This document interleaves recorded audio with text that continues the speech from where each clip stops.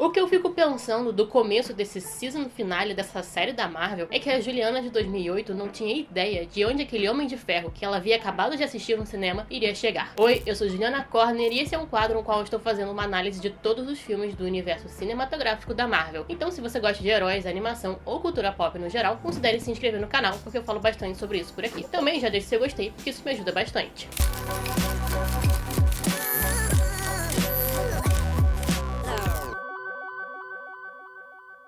Eu acho que antes de eu começar a falar sobre o filme, eu tenho que falar sobre a construção que foi feita para chegar nesse filme, visto que Guerra Infinita, até mais do que Ultimato, é o resultado de uma estruturação bem elaborada. Muito se fala da separação dos Vingadores na guerra...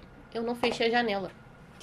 Muito se fala da separação dos Vingadores na Guerra Civil e como isso deixou o grupo de heróis mais fraco para que o Thanos pudesse vencer no final. Mas a construção vai além disso. Entre a Guerra Civil e a Guerra Infinita, a Marvel nos apresentou 3 heróis que seriam importantes para esse filme: Doutor Estranho, Homem-Aranha e Pantera Negra, deixando esses heróis frescos na memória do espectador, visto que os outros já estavam mais do que estabelecidos. Onde também, nesse meio tempo, além de relembrar os Guardiões das Galáxias, que é o núcleo onde o Thanos estava inserido, também faz as pazes entre a Gamora e a Nebulosa, que seriam usadas para tirar informações e ajudar na vitória do Thanos. Além de, obviamente, essas serem as 2 personagens com a maior conexão com o vilão. Eles também tiraram o Thor de Asgard para que ele pudesse ficar no espaço e encontrar os Guardiões, e assim colocar esses heróis de forma mais coesa nesse universo compartilhado, visto que eles eram os heróis mais isolados até então. Onde, pensando assim, até faz sentido deixar o segundo filme do Homem-Formiga e o filme da Capitã Marvel para depois desse filme, que eu acho que eles ficariam meio perdidos antes de Guerra Infinita. Não.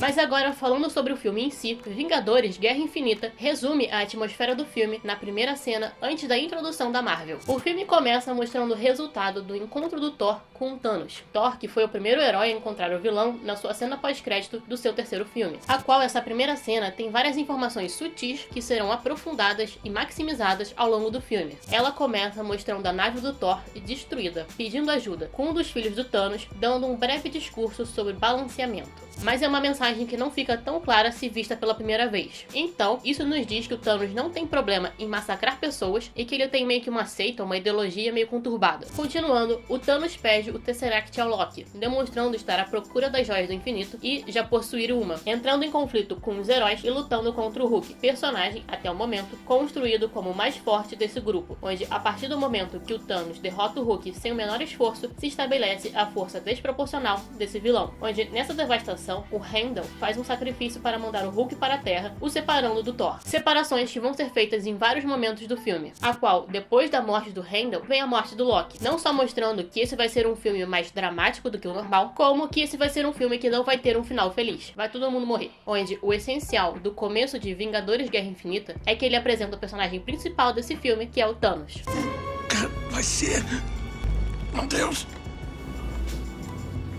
Em um filme com 24 heróis, não tem como, nem porquê, desenvolver ou dar um destaque significativo para todos esses personagens. Por isso, esse é um filme do Thanos, onde os heróis são coadjuvantes que vão tentar impedir o trabalho dele. Se o Thanos não quisesse matar metade das pessoas e o filme não tivesse contexto, ele seria o herói do filme, enquanto os outros personagens estariam tentando acabar com os seus planos. Esse filme, de certa forma, humaniza o Thanos. O humaniza na forma falha do ser humano, porque ele claramente não se vê como vilão, ele vê o seu trabalho como um trabalho heróico. Não só com seu discurso, que muitos heróis já fizeram, inclusive o próprio Capitão América, que ele é o único capaz de fazer esse trabalho, que é um trabalho além do que as pessoas compreendem, mas o filme também constrói que esse é um trabalho pesado para ele e que envolve sacrifícios pessoais. Então, o filme faz essa construção inversa do herói que é o único capaz de completar aquela missão, que perde um ente querido, tem os seus companheiros de batalha e que no finalzinho é que ele vence. Onde eu acho intrigante essa construção dele, porque boa parte das figuras malignas da nossa história humana surgiram a partir desse egocentrismo e dessa superioridade que se viam como heróis de uma nação. A gente acha que tem um grande abismo entre o herói e o vilão, mas na verdade é uma linha bem tênue, onde se tem uma coisa que essa pandemia nos mostrou é que, infelizmente, tem sim muita gente pensando como Thanos, a qual a diferença do herói do Thanos e o herói do Capitão América não é a construção da Marvel, que a gente sabe quem é o vilão e quem é o mocinho. A diferença é que o Thanos aceita sacrificar vários, enquanto o Capitão só aceita se sacrificar e jamais interferir na vida dos outros. Eu sei que a Guerra Infinita, apesar de ter dado umas nuances ao Thanos, fez dele também um personagem caricato vilanesco e ele é óbvio como vilão, mas acho que o momento pede que eu reforce que sacrificar o próximo não vai melhorar a economia.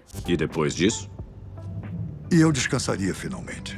Como eu disse, esse é um filme com vários personagens, a qual a melhor forma de se contar uma história com um grande número de personagens é criando vários núcleos. Porque a partir do momento em que você tem várias perspectivas, você tem como balancear o tempo que cada núcleo vai ter e, por consequência, o tempo de cada personagem. Onde aqui em Guerra Infinita eu considero que tem 3 núcleos principais, tirando o do Thanos, que vão se dividindo e se esbarrando. O primeiro é o núcleo do Tony Stark, que é o que mais aparece no filme, no quesito dos heróis, onde ele começa na Terra, mas depois se separa para ir ao espaço com uma pequena equipe formada com Doutor Estranho e Homem-Aranha. Depois vem um núcleo do Thor, que depois do começo do filme se une aos Guardiões e os separa. Parte dos personagens segue com o Thor e a outra vai para o núcleo principal do Thanos, que é um núcleo à parte já falado, onde é essencial essas separações dentro do filme, porque isso enfraquece ainda mais os heróis. Em boa parte do filme, são grupinhos pequenos que enfrentam o Thanos, deixando a vitória ainda mais difícil. O único núcleo que se mantém estável durante todo o filme, mas é justamente o que menos aparece, é o núcleo do Capitão América, que fica o tempo inteiro na Terra e que, ao invés de se separar, une forças com Wakanda,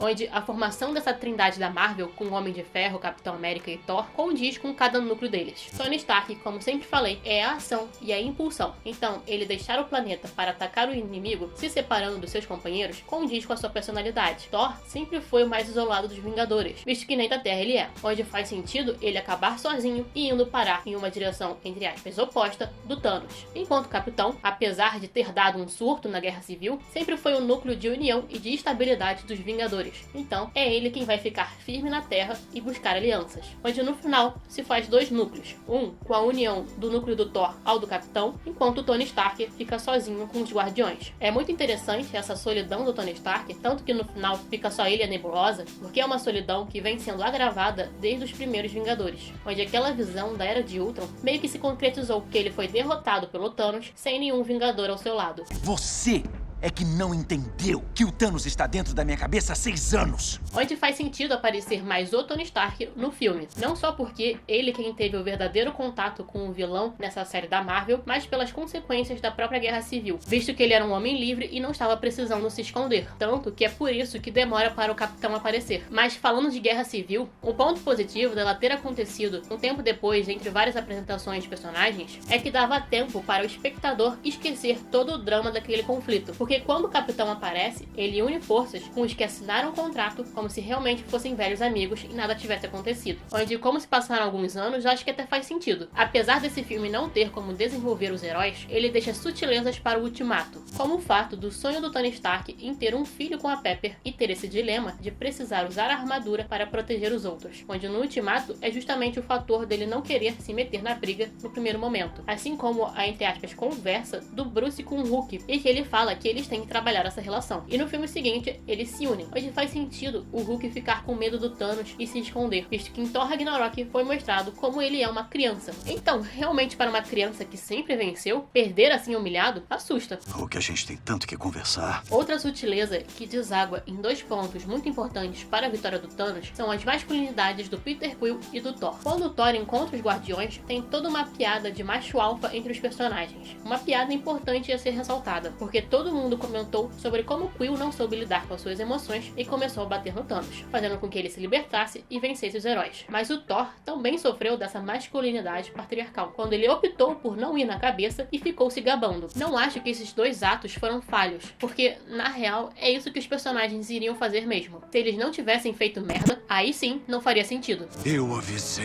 Outra sutileza para o próximo filme foi o desmonte da Nebulosa e os seus arquivos sendo mostrados, que no próximo filme são essenciais para a luta final. Uma parte que, como eu já disse, também relembra a amizade feita entre as irmãs Nebulosa e Gamora. Porque esse filme também tem que lembrar algumas coisas dos filmes passados, e ele faz isso de uma forma simples e eficiente com diálogos expositivos. Ele relembra a explicação das Joias do Infinito, não só para relembrar o espectador, mas para também explicar esse conceito ao Stark, ou em um rápido diálogo do T'Challa explicando ao OK o resultado do conflito que aconteceu em Pantera Negra, e ainda traz a sua cena pós-crédito com o Soldado Invernal, ou com uma simples música de fundo ao apresentar os Guardiões quando eles vão salvar o Thor, música que é a marca dessa franquia, onde nos Guardiões da Galáxia há uma relembrança de uma personagem mais do que importante para esse filme. E o que lhe custou? Entrando na parte que eu falo sobre a representação feminina nos filmes da Marvel, em Guerra Infinita é mais ou menos e fica triste quando eu lembro de Ultimato. Eu acho que eu não posso falar da falta de atenção nas personagens femininas, visto que é um filme com vários personagens, então meio que todo mundo não tem tanta atenção assim. Mas a diferença é que há um acúmulo de desproporção entre os personagens femininos e masculinos. Dos 24 heróis desse filme, só 7 são mulheres. Então, obviamente, elas vão ficar ainda mais de escanteio. A Viúva Negra só realmente aparece. A OK tem um tempo e um destaque interessante. A Shuri aparece como alguém super inteligente, mas acaba não fazendo nada no final das contas. A Nebulosa é só uma ferramenta para o vilão. A Mantis se mostra bem poderosa, conseguindo parar o Thanos, mas também é só isso. Onde novamente são vários personagens, então eu entendo essas rasas participações. A Feiticeira teve o segundo maior destaque dessas personagens, que foi totalmente atrelado ao seu romance com o Visão. Porém, de certa forma, foi bem trabalhado. O Visão é um personagem importante, porque a Joia da Mente estava atrelada a ele, ou seja, ele tem que ser protegido, onde ele até tenta fugir para proteger a Wanda, mas ela não deixa e luta para protegê-lo, a qual a Wanda podia ter caído na mulher passiva que aceita o namorado fugir para que ela seja protegida porque ele está sendo perseguido. Mas não, ela vai ficar do lado dele e lutar com ele. É legal ver essa troca de papéis de proteção. Afinal, a Wanda é uma das personagens mais poderosas e um casal deveria ser sobre isso, um protegendo o outro e não uma proteção exclusiva. E é mais importante ainda que ela aceita destruir a pedra e, por consequência, o Visão, porque mulheres também fazem decisões difíceis e duras. Então, apesar de ser mais uma mulher atrelada a um romance, pelo menos é um romance um pouco fora dos clichês, onde a personagem que teve mais destaque teve o seu destaque para nada mais, nada menos do que servir à construção do vilão. Aquele velho clichê da mulher que morre para que o homem cresça na história. A relação da Gamora com Thanos já é algo sendo colocado desde os primeiros filmes dos Guardiões. Desde lá, a gente sabe que ela é a filha favorita, onde a função dela foi criar uma certa empatia com o Thanos, uma empatia que nem sequer existe porque ele é o vilão, a qual ela não teve sequer um combate decente contra ele antes de morrer. O foda é que ficou tão claro que ela foi só uma ferramenta para o vilão vencer, que foi triste, principalmente porque ela é uma personagem bem independente nos Guardiões, onde a partir do momento que você descarta uma personagem dessa forma, é difícil se importar com os 5 segundos das mulheres unidas. Eu gosto das cenas das uniões das mulheres, principalmente que nesse filme é um pouco mais sutil que no segundo, só que fica parecendo mais como umas balinhas que eles estão dando pra gente do que realmente uma coisa com significado. Visão, se for verdade, talvez ir não seja uma boa ideia.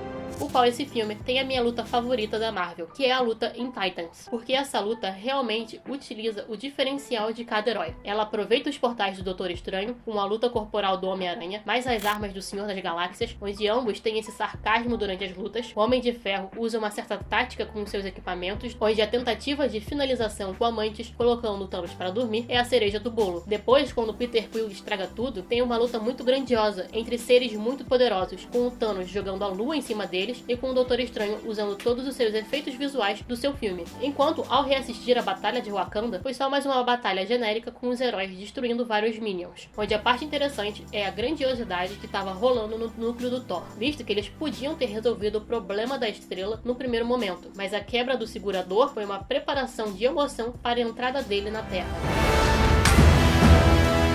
Na sua cena pós-crédito, tendo só uma, visto que o próximo filme não estava muito longe, nos é dado a pista de como o final desse filme poderia ser revertido. Quem poderia ajudar os heróis nessa situação que metade deles foram apagados. Enquanto no orçamento, o filme custou 316 milhões de dólares, faturando mundialmente 2 bilhões e 48 milhões, tendo um lucro de 1 bilhão 732 milhões, ficando, obviamente, em primeiro lugar no ranking mundial de 2018 e em quinto lugar no ranking de maiores bilheterias da história. Bem, esse foi o vídeo de hoje, eu espero que vocês tenham gostado, e se gostaram, clique no gostei e se inscreve no canal para acompanhar. Aqui do lado vai ter uma playlist com todos os vídeos sobre a Marvel que eu já fiz, e aqui embaixo vai ter um vídeo sobre o último filme da Marvel que eu fiz, que foi Pantera Negra. Eu sou Juliana, e até, tchau!